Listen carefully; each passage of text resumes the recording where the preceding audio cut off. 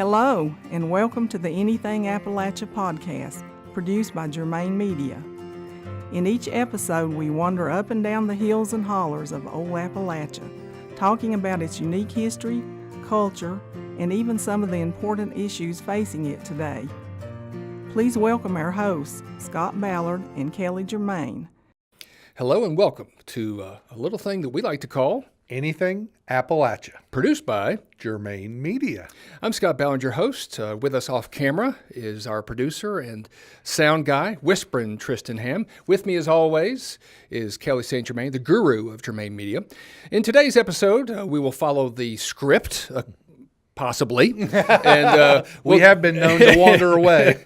And well, we do have a segment called the Jumpingoff Place, which happens right after the Germain Media update. And then we have them's fighting words. And then we have a mention from our sponsor. And we visit the See and Say, which is kind of like our version of the Ouija board, I guess. And we take a question from you, our studio audience. That would be actually a really fun thing to do. What's that? Is to do this in front of a live audience. Oh, wow. And take questions. Absolutely. Talk about putting us on the spot. Oh, that would be fun. Yeah. If you'd be interested in sitting in, let us know in the comments below. Yeah. We have room for 3 of you. Possibly 4 if Tristan will squeeze over a little bit. Well, Kelly, as we always do, we begin with where are we, what's going on today with Germain Media? Well, one of the coolest things about our social media page is how many tips and leads it generates every week. I am constantly amazed. I think that I have found everything in a certain county or certain part of a county, and somebody in our audience will private message me, do you know about this house, or do you know this history or this story? And it kind of makes me feel like Indiana Jones. It's a lot of fun to get this information and go. And I've met so many great people, just through Facebook. And, in this day and age, you're probably crazy but I've had amazing luck and really met some great people. And a lot of the stories that I'm bringing, each week are generated by our audience members. So thank you. Keep them coming. Yeah, Indiana Jones without the snakes, or the angry natives, or the giant ball rolling behind you. I don't run as fast as I used to, so yes.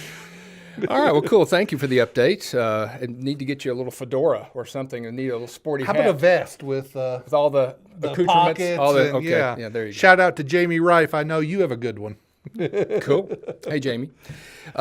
Next, we go to the Jumpingoff Place. And the Jumpingoff Place today, we're going to jump over the Blue Ridge just a ridge or two to Todd, North Carolina. A little place called Todd, a place that began as a crossroads, as a lot of towns did. Well, actually, it started before that. The earliest archaeological evidence points back to Native Americans being there as far back as 6,000 years ago for a soapstone mine. Right, and soapstone was easy to work. Yeah. It's easy to carve, and in the absence of making anything out of clay, soapstone was a great substitute. And it was an amazing trade good. They have found soapstone bowls that were made here in Ashe County and Watauga County, as far as Ohio and the Midwest.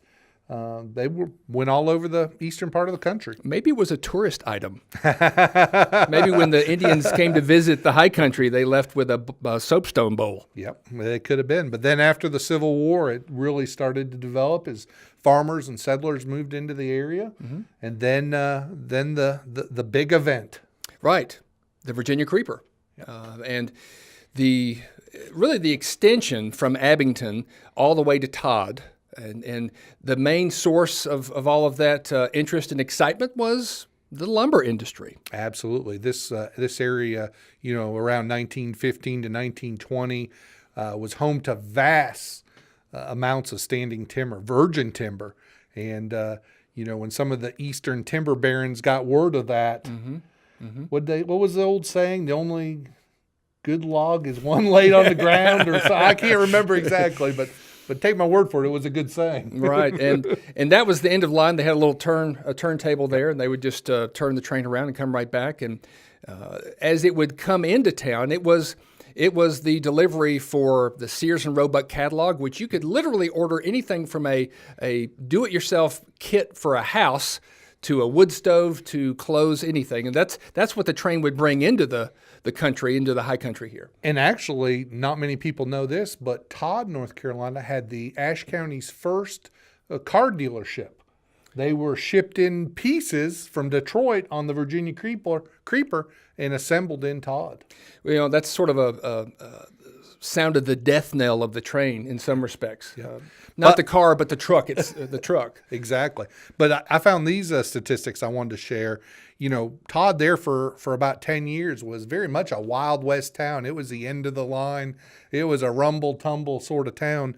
At its peak, it had 2 doctors, 1 dentist, 1 bank, 7 stores, 3 lumber mills, and 2 hotels. 2 hotels. All right. It's hard to imagine all that when you drive through Todd now. Well, certainly it's the Todd Festival that they have every fall. That's kind of a neat event. And I think the people who live in Todd still have a great affinity for that pace of life which people seek from off the mountain, and they can find it in Todd. Absolutely.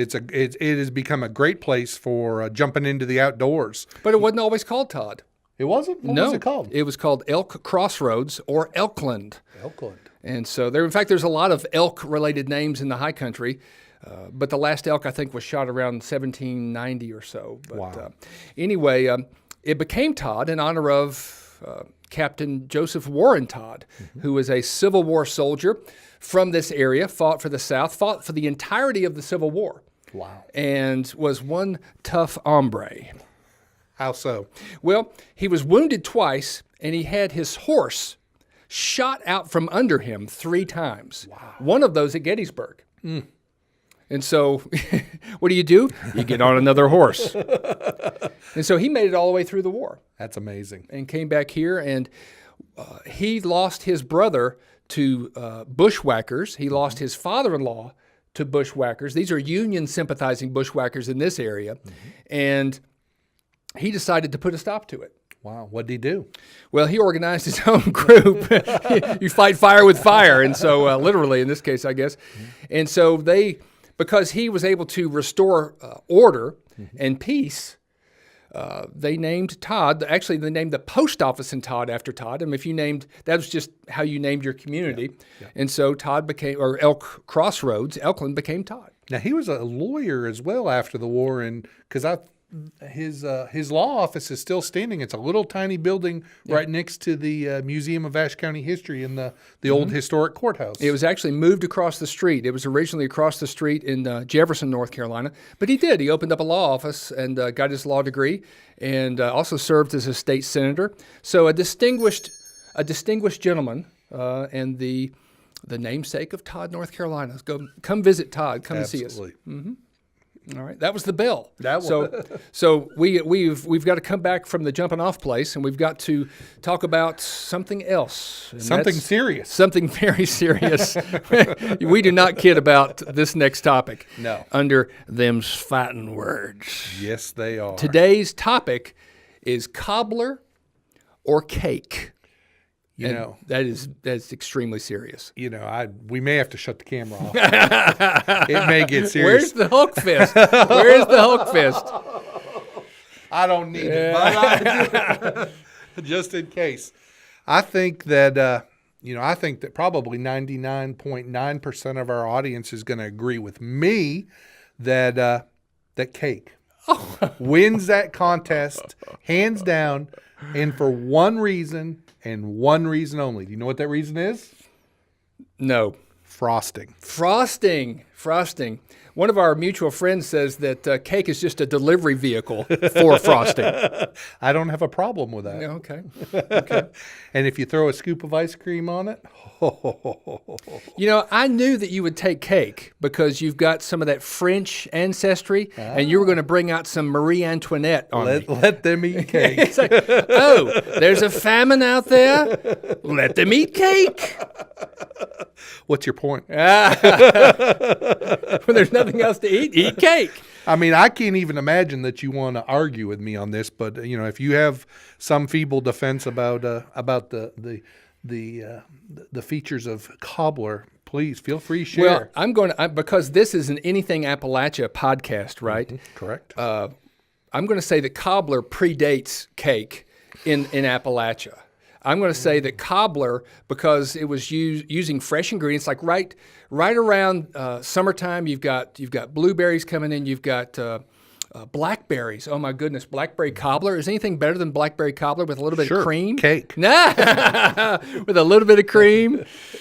But cobbler was using all the fresh ingredients, using what you had at hand. Peach cobbler. Oh my goodness. So I just think that it was probably more true to Appalachia than cake. But see, your argument lacks merit. And the reason for that is, I hear that argument that that's what they had and, that's what they used. And that's something that I faced back in my reenacting days a long time ago. Okay. That, and my response was, but if they had had cake, they would have eaten it. Well, of course, if they would have had cable, they would have... But they didn't. They didn't have cake or cable. Now, I will say in sort of, I'll meet you halfway. Okay. All right. The Appalachian version of the Kentucky, every state in Appalachia has their own version of this. It's the apple stack cake. Ooh. Oh my gosh. That's the best of both worlds. Really, I mean, I don't know if it's really that far away from meeting in the middle, but in terms of a historic dish. Uh-huh. And so if anybody doesn't know what that is, it's many, many layers, kind of like a pancake. It looks kind of like a stacked pancake. But what you do in the middle between those layers is you add stewed apples or dried apples that you stew back, add a little bit of moisture, brown sugar, cinnamon, nutmeg. Oh, my gosh. I'm hungry. Well, they used to call it a wedding cake. Okay. And they would make it for weddings. It was special occasions. Sure. And depending on how popular the bride was, that's how many stacks. So it was kind of a little bit of a contest to see how big the stack cake was for your wedding. Well, we're just going to have to agree that we'll meet there in the middle. Oh, and you know what? Anything's better with a little bit of cream and or ice cream. Oh, ice yum. cream. A la mode anything. Absolutely, so. Ice cream makes everything better. It even makes Patreon.com better. A little bit of ice cream. I'm trying to segue here. I'm not sure. But well, anyway, good job. I'll take it from there. Today's podcast is sponsored by our audience members who have gone to patreon.com/Germain Media and made a contribution and show of support. These audience members recognize that all the free content that we share every day, virtually 7 days a week, is not free to produce. No, sir. It costs Germain Media a considerable amount to produce all the videos, podcasts, and photographs that we so freely share. And they want to support our work and mission in preserving our rapidly disappearing Appalachian history. Would you consider becoming our patron and supporting our work as well? By going to patreon.com/Germain Media, you can donate as little as $1 a month and earn great rewards while supporting our work. There are strength in numbers. Social media has shown that. If only a small percentage of our audience will make a $1 a month donation, then we will have the resources to keep producing the great content that you have come to expect. Content that you can find nowhere else. So please visit patreon.com/Germain Media and consider becoming our patron. We would truly appreciate it, and we can't do it without you. Thank you. Can I get an amen from the congregation? Amen. All right. Now it's time to take that career risk, as we always do, by bringing out the CNC, which has a mind of its own. So if we get an owl for the third week in a row, this thing's going out the window. Here we go. I think it was a turkey. Was it a turkey? You hit it too fast. Let's hold it very close to the microphone, and maybe our producer who has headphones on will be able to let us know what it was. Here we go. Cat. Tristan, what was it? It was a cat. It was a cat. It okay. was a cat. Meow, meow. All right. Well, let me look on the list.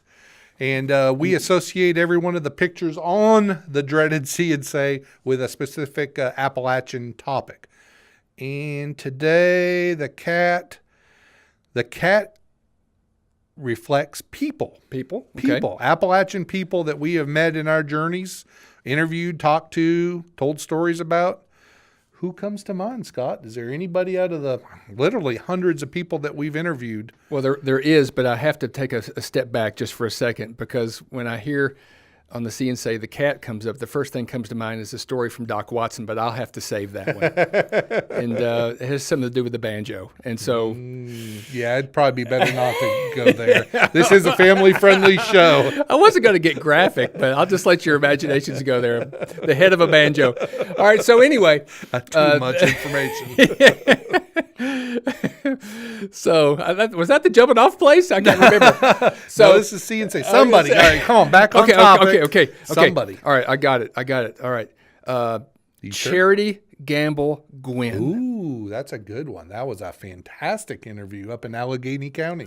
You know, when we go interview folks, typically we have at least some idea of what we're going to ask. We try. A brief sort of sketchy outline of what we might talk about. If things get awkward, we have a question to throw out. Like now. Yes. No, I mean, but we had those questions for Charity, but she transcended that. The interview became really about her life. Yes. Because an amazing life. She has an amazing story to tell of just the African American experience in the Appalachian Mountains. I mean, that is a story that has not been told very much or very often, and you know, it's something that needs to be told because it's very much part of our history. And in people who've studied that have coined the term Appalachia. Appalachia. Yeah, I always thought that was kind of a creative way to talk about it. But Charity was one of 7 kids, and she is the one who did not move away.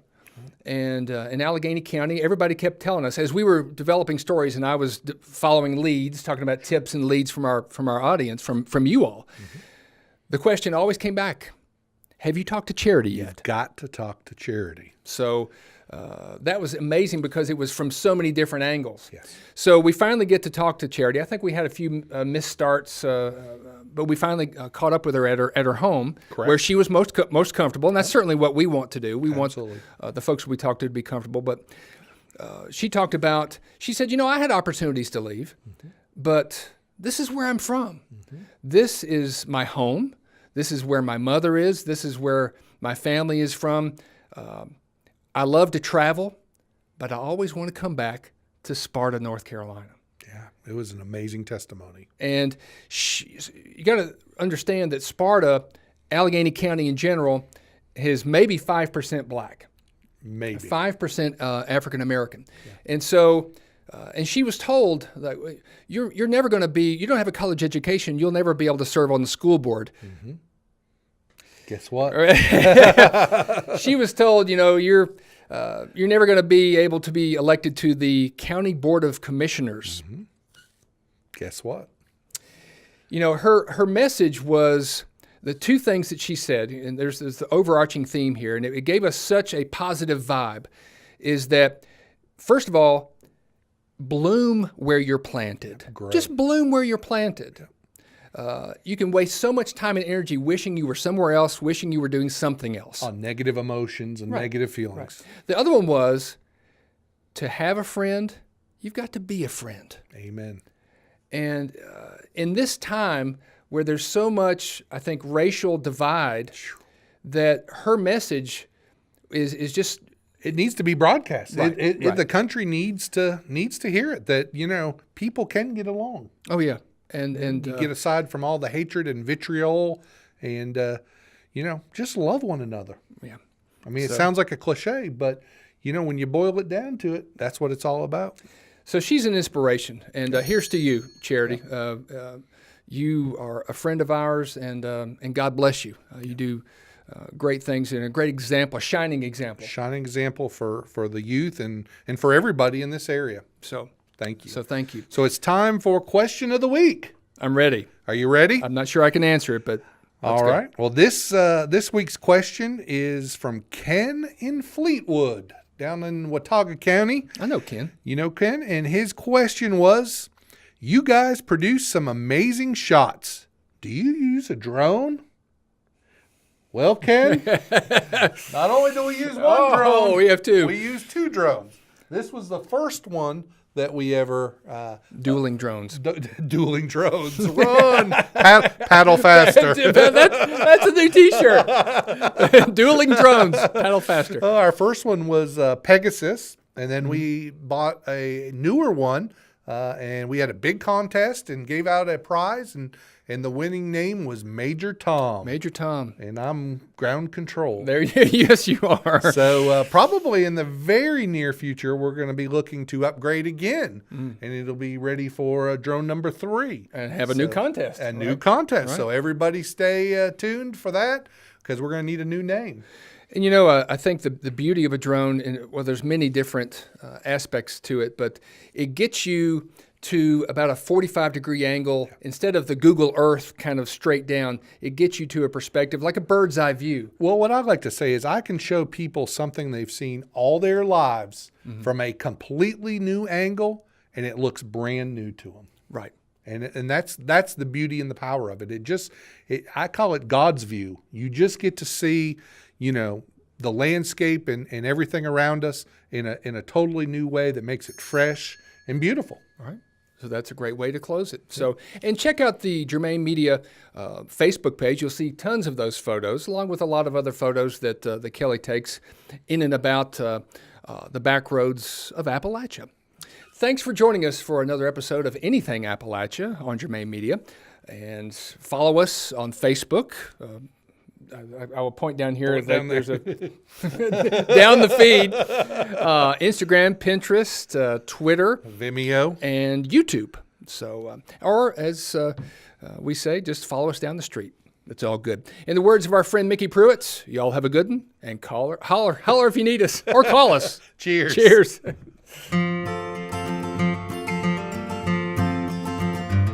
That brings to a close another edition of the Anything Appalachia podcast, produced by Germain Media.